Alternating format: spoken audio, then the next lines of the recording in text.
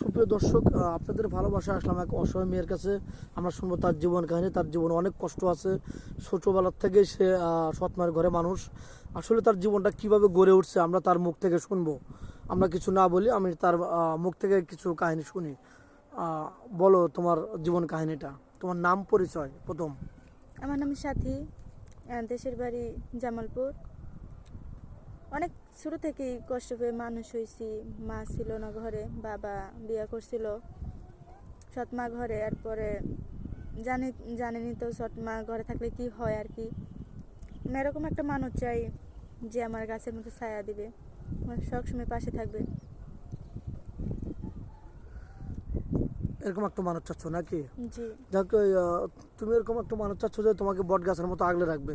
জি। তুমি তাকে ভালোবাসবে, সে তোমাকে ভালোবাসবে। তুমি একটা কষ্টের মানুষ, তোমাকে যেন ভবিষ্যতে কষ্ট না পেতে হয়, এরকমটা জি। তো। তোমাকে এই কষ্টের কথা শুনলে তোমাকে যে লক করবে, তোমার ফোন নাম্বার আছে? যে না, আমার তো ফোন নাম্বার নাই, কে ফোন তো ইউজ করি না, ও বাবাও আচ্ছা। ফোন চালাই না। সুপ্রিয় দর্শক, মেয়েটার কোনো ফোন নেই, আমাদের নাম্বার দেওয়া থাকবে। কেউ ভিডিও কল দেবেন না, ভিডিও কল দিয়ে ব্লক করতে বাধ্য হবো। অডিও কল দেবেন। তো যাই হোক, নেক্সটে আসি। তোমাকে যদি কোনো প্রবাসী হয় বিয়ে করে বাংলাদেশে রেখে যান, তাহলে কি তার সাথে কোনো ছলচাতুর, কোনো বেইমানে, কোনো দুই নম্বরে কোনো কিছু করবে কিনা, বা বাজে রেট করবে কিনা? যে না, এরকম কোনো কিছু করবো না। দোয়া করবেন যদি তার পাশে থাকতে পারি সারা জীবন। আচ্ছা, তো আহ, তোমার কথা আমি তোমার মুখ দিয়ে শুনলাম। এখন তোমাকে রেখে গেলেন, তোমাকে ভালোবেসে তোমাকে তার বাপ মায়ের কাছে রেখে গেলেন। তুমি ভালো আছো, ভালো চলছো।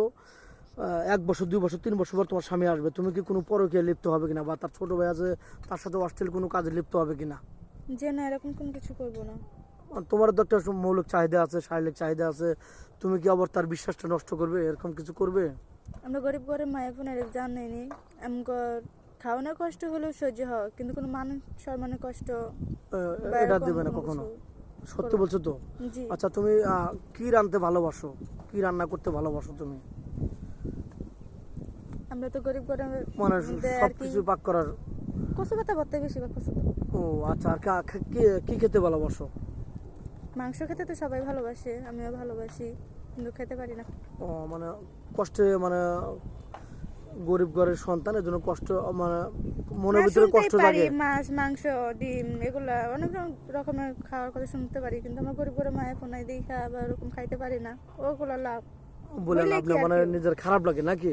জি। কষ্ট, মানে ফেভারিট হচ্ছে তোমার গরু গোছ, কিন্তু খেতে পারো না, খুবই জি। আফসোস লাগে, খারাপ লাগে। তো যাই হোক, আমরা দোয়া করবো যে ভালো একজন ম্যান পাবে, ভালো একজন স্বামী পাবে, তোমাকে ভালো মন্দ মানে খাওয়াইতে পারে। তো যাই হোক, শ্বশুর শাশুড়ির সাথে খারাপ ব্যবহার করা যাবে না। আর এই বলে শেষ করে দিলাম। আল্লাহ হাফেজ।